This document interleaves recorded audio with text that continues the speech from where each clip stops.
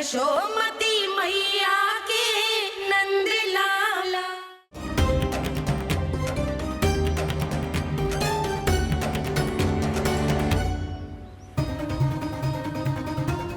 कान्हा, तू ऊपर क्यों चढ़ रहा है? अरे ऊंचाई से देखूंगा तभी तो गेंद दिखेगी।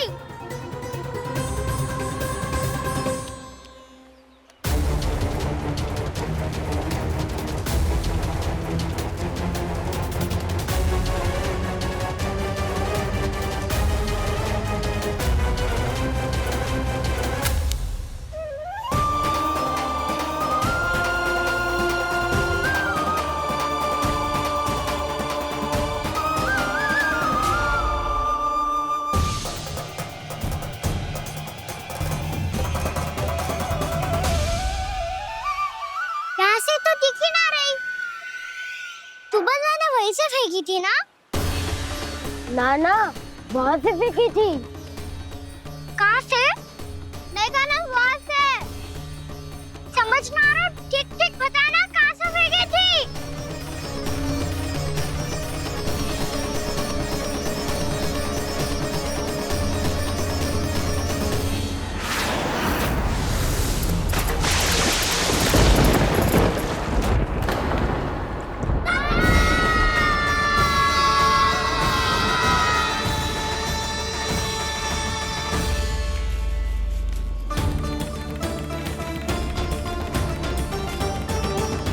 कालिया नाग के क्षेत्र में जाकर कोई भी जीवित वापस ना लौट सको है।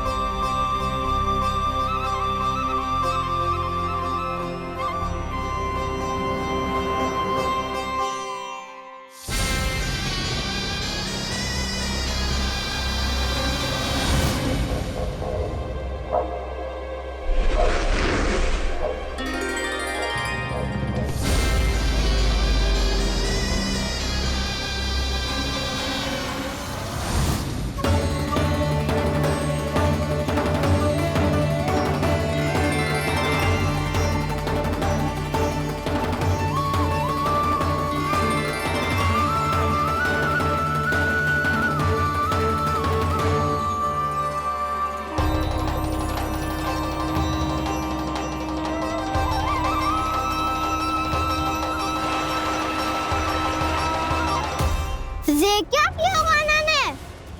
कालिया नाग तो उसे देखते ही निकल जाएगा।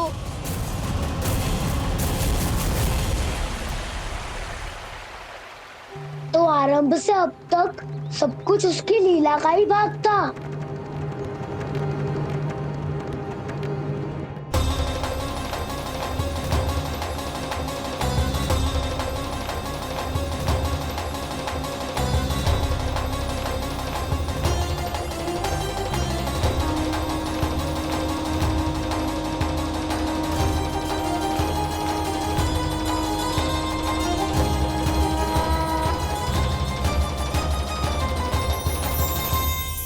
इतना सुंदर रूप, मन मोहने वाली मुस्कान, अद्भुत तेज और भगवान जैसी दिव्यता।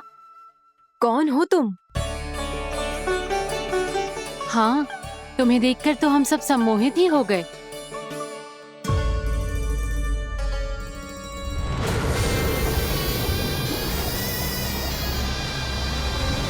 तुम जो भी हो बालक, वापस लौट जाओ। हमारा हृदय तुम्हें ही देखते रहना चाहता है, किंतु यदि हमारे पति जाग गए तो तुम्हें अवश्य हानि पहुंचाएंगे। ये बहुत विषैले है बालक, कालकोट जैसे भयानक। इनके विष से तुम नहीं बच सकोगे। नंदराज, कालिया नाग के विष का प्रभाव बढ़ते ही जा रहा है। पहले 8 कोस तक उसके विष का प्रभाव था, अब तो 1 योजन से अधिक क्षेत्र में फैलो है। जल पीने के प्रयास से अनेक पशु मारे गए हैं और नदी के निकट के वृक्ष और वनस्पति सब नष्ट होने लगे।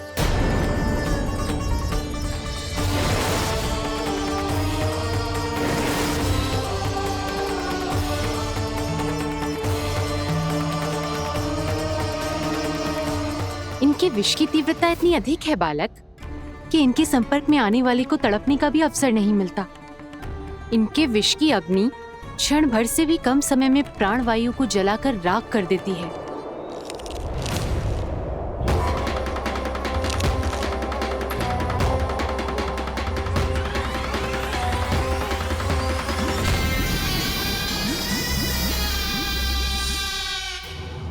तब तो समस्या और भी गंभीर हो जाएगी। मैंने तो सुनो है कि कालिया नाग कम से कम 2 योजन लंबा है, सैकड़ों फन है उसके।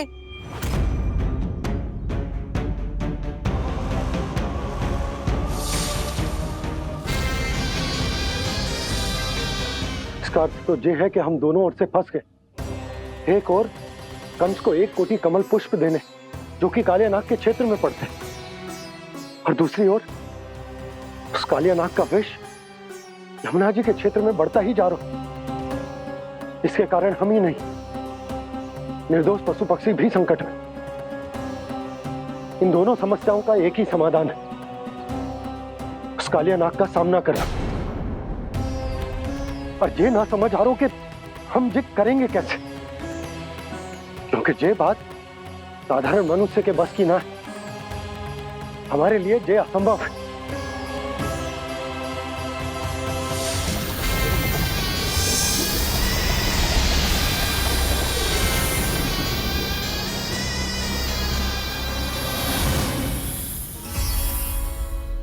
अब तो तुमने अपनी आंखों से भी देख लिया बालक, ये कितने विषैले हैं।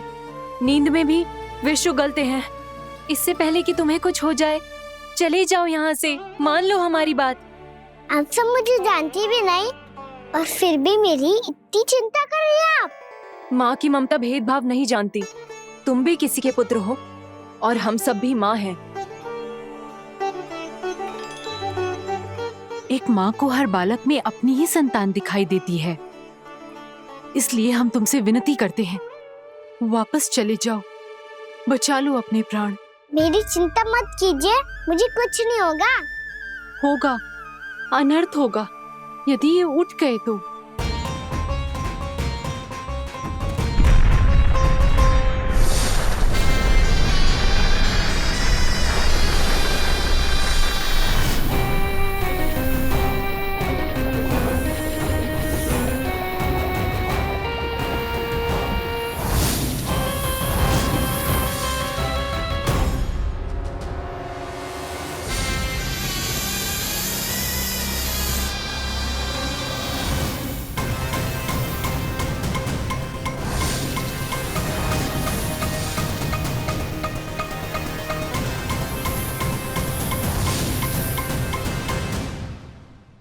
सामने होते हुए भी अपने इश्क को केवल वही देख सकता है जो अपना अभिमान त्याग चुका हो। पर पूर्व जन्म में मेरा भक्त होने के नाते मेरा सत्य स्वरूप देख पाने में मुझे इसकी सहायता करनी चाहिए।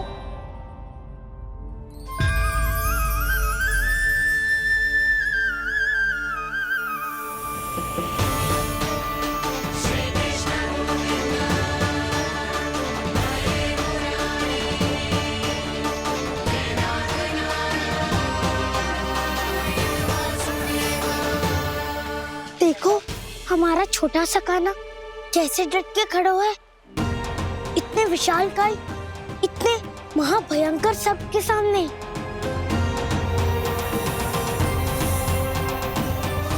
ये कोई भगवान नहीं है जो इसके सामने हाथ जोड़ रही हो तुम सब।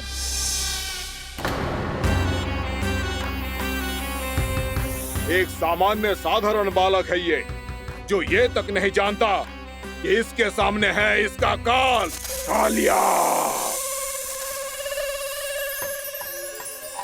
तू कौन है बालक? मेरे इतने निकट आकर भी तू जीवित कैसे है? मेरी नहीं, अपनी चिंता करो कालिया। बहुत मनमानी कर ली तुमने। मैं तुम्हें रोकना हूँ। अब बस मैं तुम्हें रोकना हूँ। मैं तुम्हें रोकना हूँ। बित्ते भर का है तू, मेरे विष के बारे में जानता ही क्या है? और कहता है मुझे रोकने आया है। किससे? किससे रोकना चाहता है तू मुझे? मुझे क्रोध दिलाने की भूल मत कर बालक। अपनी फुंकार से ही तेरी इस मुस्कुराहट को अंतिम मुस्कुराहट बना सकता हूं मैं। शीघ्र बता, कौन है तू और किसने भेजा है तुझे? तुम्हें आवाज भी है कि अपनी पुकारों से तुम कितना विष भूल चुके हो। पवित्र यमुना नदी को कितना दूषित कर दिया तुमने। और यही नहीं, तुम्हारे कारण निकट के जीव जंतुओं, वृक्ष, वनस्पतियों सबको हानि पहुंच रही है। तो क्या? मुझे उससे क्या? मुझे है आपत्ति है मुझे तुम्हारी इस व्यवहार से, और इसीलिए तुम्हें यहाँ से जाना होगा।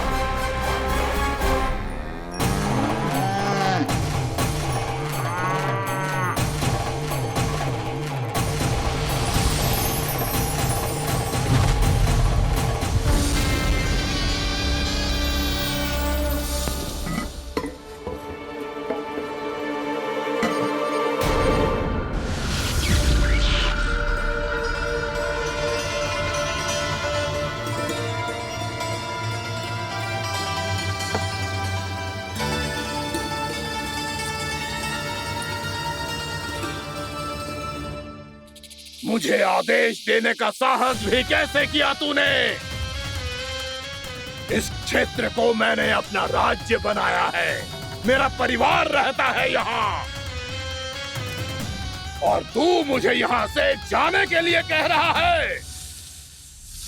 हाँ, क्योंकि तुम्हारे यहाँ रहने के कारण अन्य जीवों को हानि हो रही है, और मैं ऐसा नहीं होने दे सकता। मैं तो बस वही कर रहा हूँ जो एक सर्प का स्वभाव है। विष फैलाना स्वाभाविक है मेरे लिए, इसलिए मुझे चुनौती मत दे बालक। चुनौती तो मैं दे चुका हूँ कालिया। अब तो बस तुम्हें स्वीकार करनी है।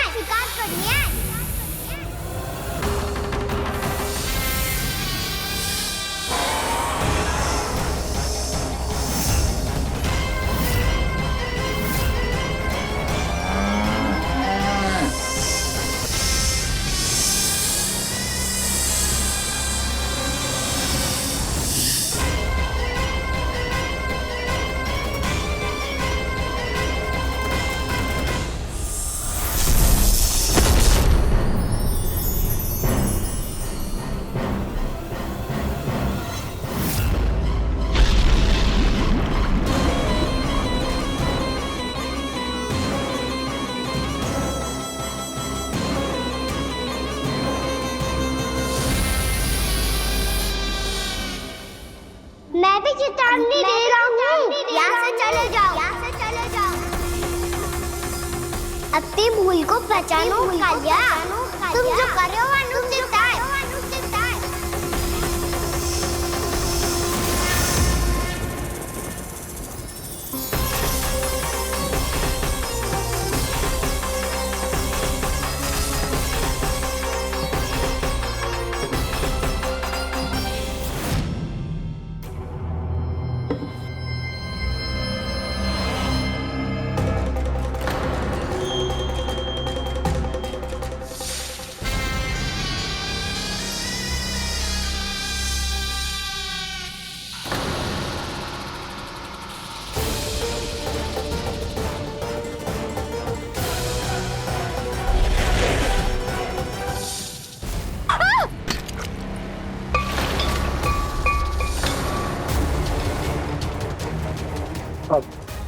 मैं आता हूं।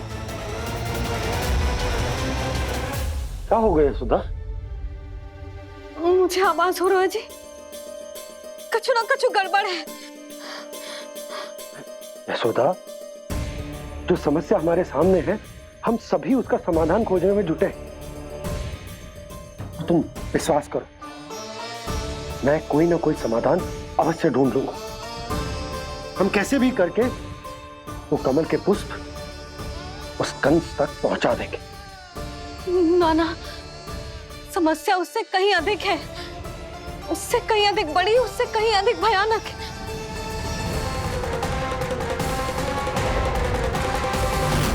विस्की ये बूंद से ही सबके प्राण चले जाते हैं।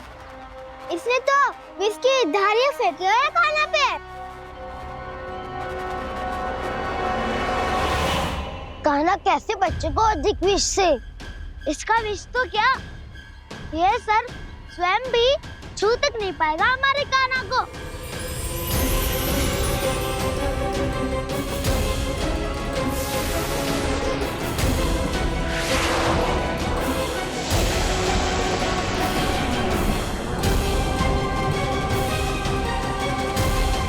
तुम्हारे सखा को, मेरे भाई को कोई हानि नहीं पहुंचा पाएगा। ये कान्हा का सत्य चाहे जो हो बलराम, पर अभी तो जो एक बालक ही है ना। देखो कैसे विष के कारण स्थिर हो गया है।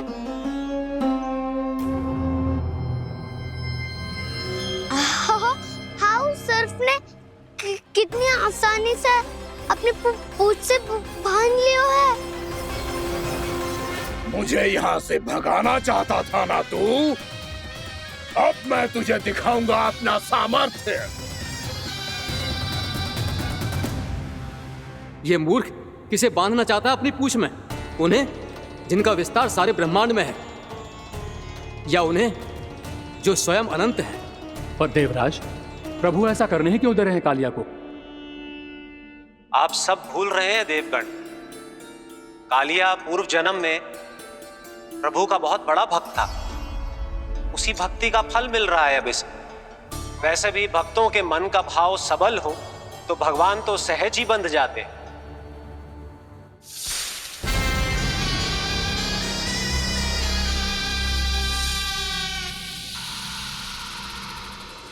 बलराम, तुमने ही तो कही थी कान्हा को कछु ना होगो।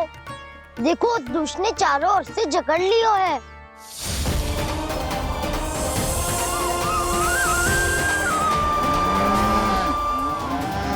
ये क्या कह रही हो तुम? सुधा जी, क्या हुआ? घबरा क्यों रही हो आप? सुलक्षणा, मुझे आभास हो रहा है कुछ बहुत बड़ी अनहोनी हो गई है। नंदराज, नंदराज, नंदराज,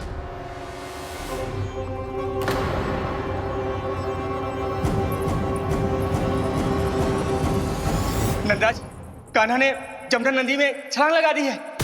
कान्हा ने जमरा नदी में छलांग लगा दी है। कान्हा ने जमरा नदी में छलांग लगा दी है। कान्हा जमरा में कूद गया है।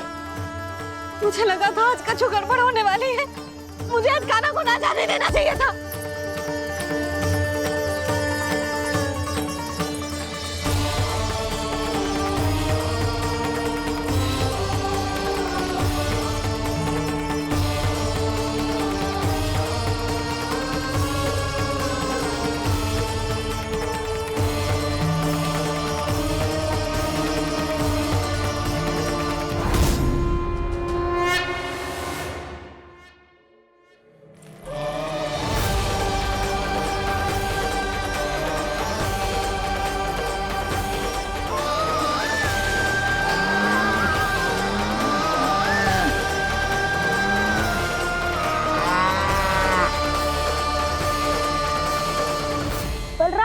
कछु करो ना।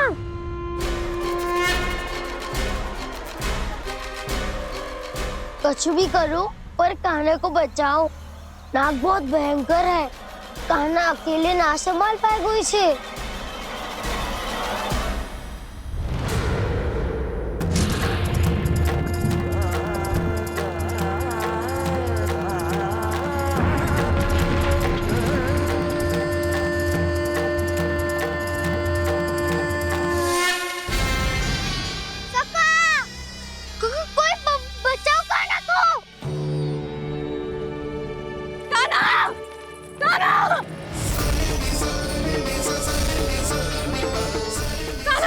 यशोदा, यशोदा रुको।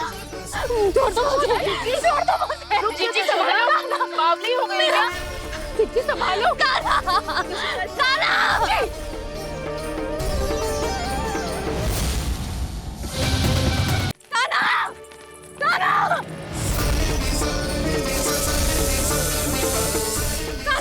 यशोदा, यशोदा रुको। छोड़ दो मुझे, छोड़ दो मुझे। जीजी संभालो, बावली हो गई है। जीजी संभालो।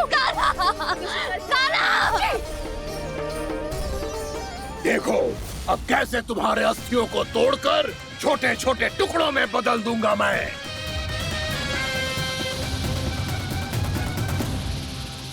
सुदाची, आप जाओगी तो आप भी फंस जाओगी। अपने लल्ला के लिए मैं किसी भी संकट का सामना करने के लिए तैयार हूँ। छोड़ो ना यशोदा, हमें कोई और उपाय खोजना पड़ेगा। कोई और उपाय? आप देख ना रही मेरा कान्हा किस दशा में है। कान्हा मैया के वश में नहीं है, नहीं तो ये अपने लल्ला के लिए साक्षात काल का भी सामना कर ले। ये तो केवल कालिया नाग है। हे नागराज, आप मेरे प्राण ले लो, पर कान्हा को छोड़ दो। ना नागराज, आप मेरे प्राण ले लो, मैं विरोध भी ना करूंगी। ना नागराज, आप मुझे मार दो, पर मेरे कान्हा को छोड़ दो। नाना, नाना, नागराज, मेरे प्राण ले लो। हमारे कान्हा से क्या शत्रुता है आपकी? प्रभु के लिए जो प्रेम यशोदा मैया के हृदय में है, वही इन सभी गोपियों के हृदय में भी है।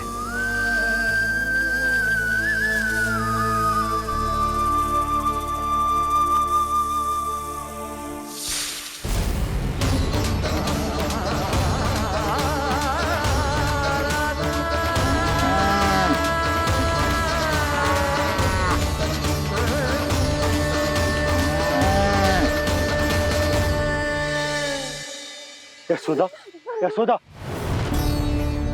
देखो इन गोपियों को, इन गैयाओं को। इन सब के मन में भी तुम्हारी भांति ही ममता भरी हुई। वो सब भी कान्हा से उतना ही प्रेम और स्नेह करती है, उतनी ही ममता से भरी हुई है जितनी कि तुम। तो तुम ही सोचो, जिसके साथ इतनी ममता और इतना स्नेह, इतना प्रेम, उसका कोई क्या कर सकता है? उस काले नाग का विष इस सब आशीर्वादों के सामने कछु न है। कछु करो जी। उसे बोलो वो मेरे प्राण ले ले, मेरे कान्हा को छोड़ दे। यशोदा,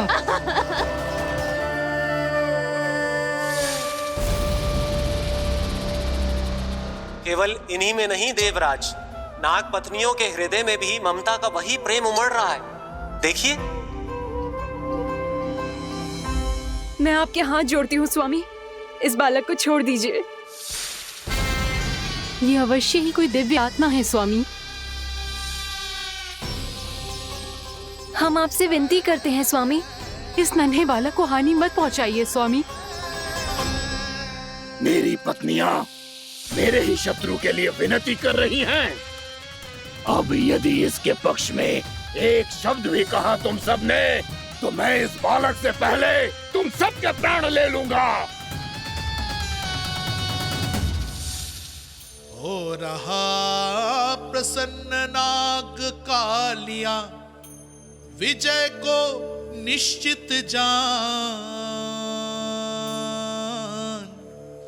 रोते बिलखते व्याकुल सब, संकट में देख कान्हा के प्राण।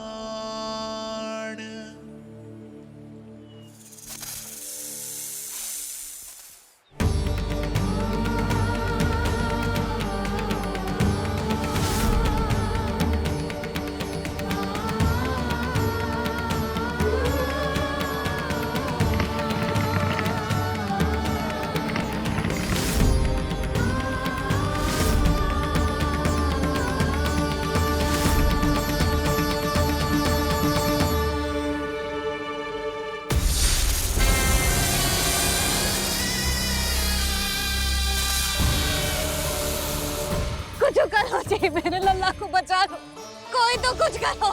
जीजी संभालो जीजी ना। यशोदा, यशोदा तुम शांत हो जाओ, मैं कान्हा को वापस लेकर आऊंगा, मैं रक्षा करूंगा उसकी।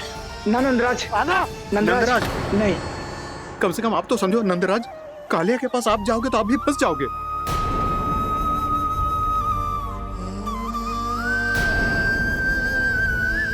बलराम, तेरा भाई इतनी भीषण संकट में है और तुझे जरा भी दुख ना हो रहा? क्या आप सब अब तक नहीं समझ पाए कि कान्हा सच में कौन है? छोटे बाबा, आप तो उसका सत्य जानते हैं ना?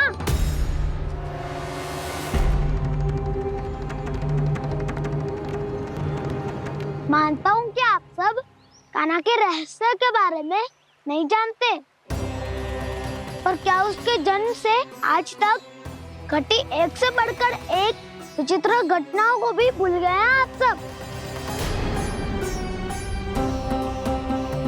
भूल गए हैं कि कैसी पूतना जैसी राक्षसी उसका कुछ बिगाड़ नहीं पाई, कैसे तरनावती जैसा भयानक राक्षस उसे एक खरोच भी नहीं दे पाया था।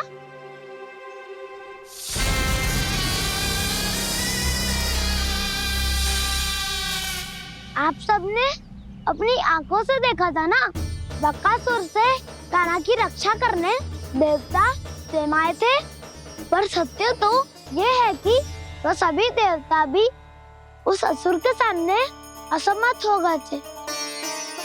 तब कान्हा ने बहुत ही आसानी से उस भयंकर असुर का वध किया था, एक ही बार में धराशायी कर दिया था उसे।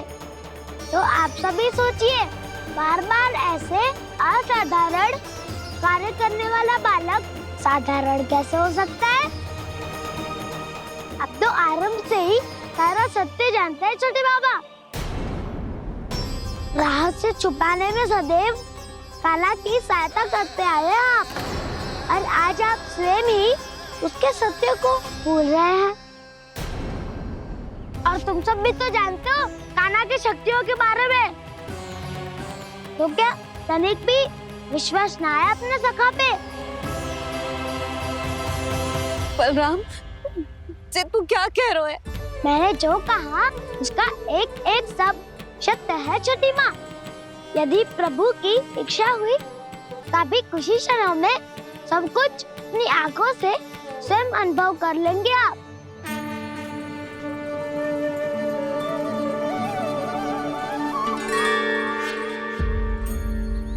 शांताकारं भुजगशयनं पद्मनाभं सुरेशं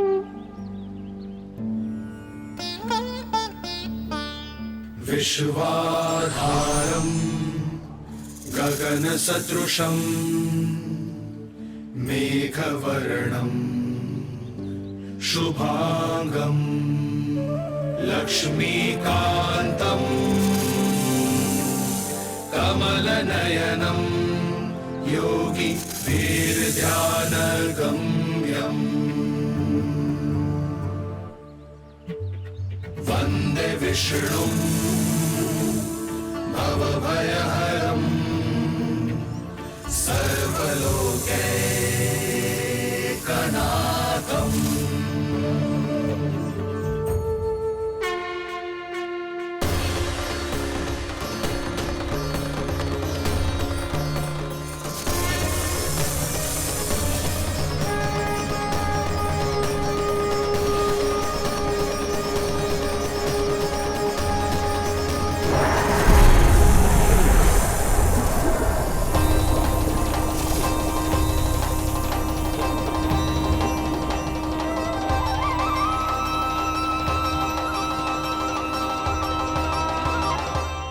तुझे क्या लगता है बालक कि तू मेरी जगत से निकल गया तो अब बच जाएगा तू?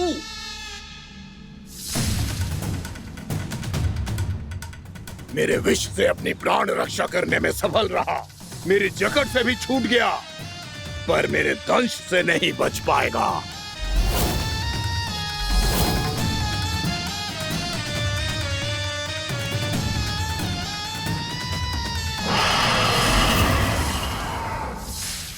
अब भय से भाग रहा है, पर मैं तुझे मृत्यु देकर रहूंगा।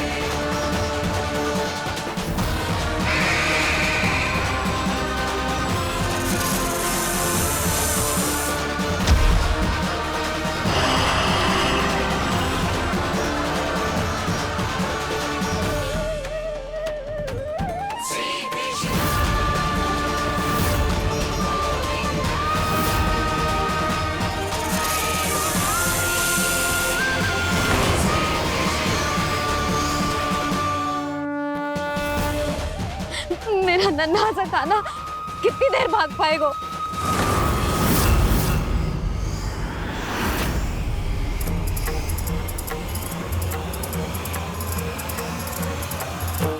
और कितनी प्रतीक्षा करोगे मेरी भक्त कालिया? भक्त नहीं, काल हूँ मैं तेरा। जब अहंकार का मुकुट बुद्धि को ढक लेता है तो भक्त अपने भगवान को भी नहीं पहचान पाता। व्यर्थ की पहेली में मत उलझा बालक। ना मैं भक्त हूँ और ना तू भगवान।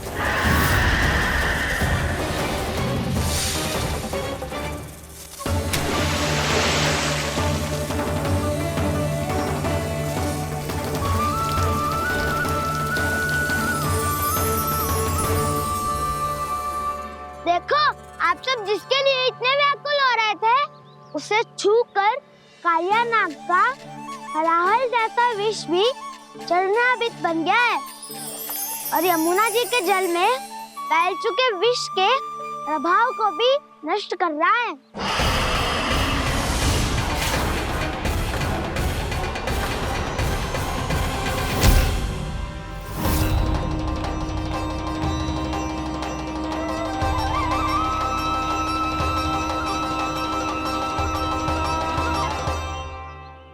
धर्म रक्षक, अधर्म विनाशक प्रभु श्री कृष्ण का कौशल सचमुच अद्वितीय है।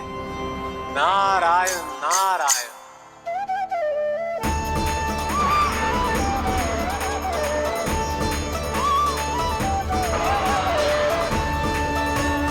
मेरा भाग तुम्हारे भीतर के अहंकार का प्रतीक है कालिया। अब तुम्हारा अहंकार, तुम्हारा अनपान मेरे पाँव के नीचे है और तुम्हारी पूंछ अर्थात तुम्हारे प्राण मेरे हाथ में। करोगे भक्त?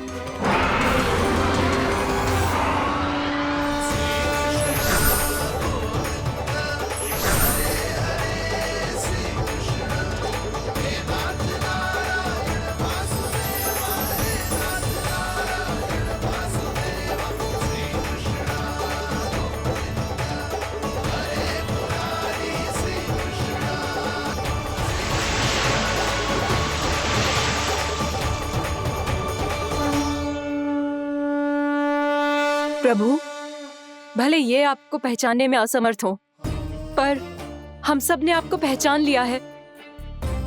हाँ प्रभु, एक भक्त होने के नाते और एक अर्धांगिनी और माँ होने के नाते मैं आपसे इनके प्राणों की भिक्षा मांगती हूँ। अपनी कृपा दिखाइए और इन्हें क्षमा कर दीजिए। आपके लिए मित्र और शत्रु में कोई अंतर नहीं प्रभु। उसी तरह आपकी कृपा और दंड में भी कोई अंतर नहीं। दोनों दया ही तो हैं, अकारण ही किसी को प्राप्त नहीं होती।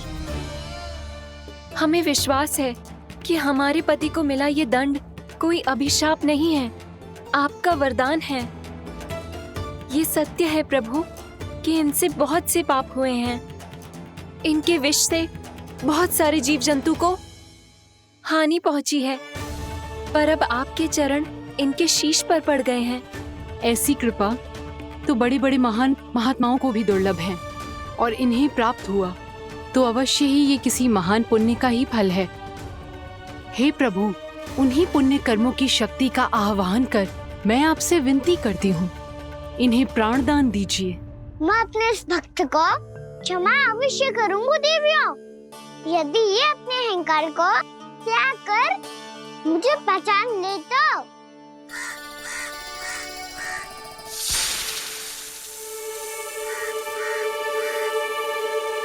मैं तुम्हें श्राप देता हूँ, जितनी विषैली तुम्हारी जिह्वा है उतने ही विषैले सर्प बन जाओ तुम।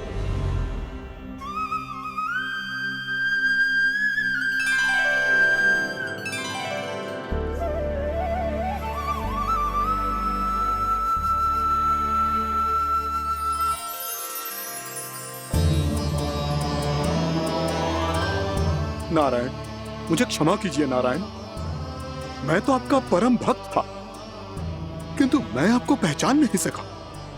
इसका दंड तो मुझे मिलना ही था, किंतु मैं अब प्रायश्चित करना चाहता हूं। इसके लिए यदि आप मेरे प्राण भी ले लेंगे तो भी मुझे कोई दुख नहीं होगा। मैं अपना जीवन, मृत्यु और अपना अस्तित्व सब कुछ आपको समर्पित करता हूं। तुम्हें तुम्हारे क्रोध के कारण श्राप मिला, जिसे विशाल सर्प के रूप में तुम्हारा जन्म हुआ, और सर्प का तो स्वभाव है विष फैलाना। इसीलिए तुम्हें दंड नहीं दूंगा मैं, सिर्फ सभी अपराधों का पश्चाताप कर लिया। इसीलिए मैं तुम्हें क्षमा करता हूँ कालिया।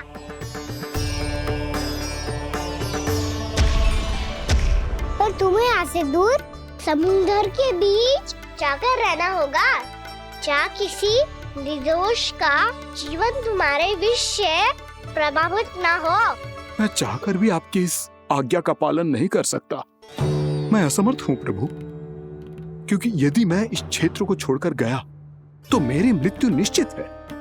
आपसे क्या छुपा है प्रभु? आप तो जानते हैं कि सर्प जाति और आपके वाहन गरुड़ के बीच अनंत शत्रुता चल रही है, जिसका प्रारंभ नागों के द्वीप नागालय से हुआ था। उस द्वीप पर छोटे जीवों को निगल जाने के लिए सर्प थे, और गरुड़ को सर्पों का स्वाद बहुत प्रिय था, इसलिए वो बार बार नागद्वीप जाने लगा था। पर इस कारण पूरी सर्प जाति उससे आतंकित हो गई थी। इसलिए जब भी गरुड़ वहां पहुंचता तो सभी सर्प छिपने लगते। जब गरुड़ को इसका आभास हुआ तो उसे बड़ा क्रोध आया, और वो उत्तेजना में भरकर सर्पों का शिकार करने लगा। भूख ना होने पर भी उन्हें मारने लगा। अब सर्पों के प्राण हरना उसके लिए खेल बन गया था। इस भीषण समस्या का समाधान ढूंढने के लिए पूरी सर्प जाति महान सर्प वासुकी के सामने इकट्ठी हुई। हे महान वासुकी, हमारी सहायता कीजिए। नागद्वीप पर गरुड़ ने आतंक मचा दिया है। पहले तो वो हमें अपना भोजन बनाता था, लेकिन अब हम उसके खेल का साधन बन चुके हैं। भूख हो या ना हो, जब तब आकर वो हमारे प्राण हर लेता है। अनुचित हिंसा के इस प्रथा का आरंभ सर्पों ने ही किया है। पहले आप सबने पूरे द्वीप पर अधिकार कर लिया, फिर आहार के साथ साथ आनंद के लिए भी आप सभी ने निर्दोष जीवों की हत्या की। और जब सृष्टि का संतुलन बनाए रखने के लिए गरुड़ आपको अपना आहार बनाने आया, तो आप सब अपने प्राणों की रक्षा के लिए छिपने लगे।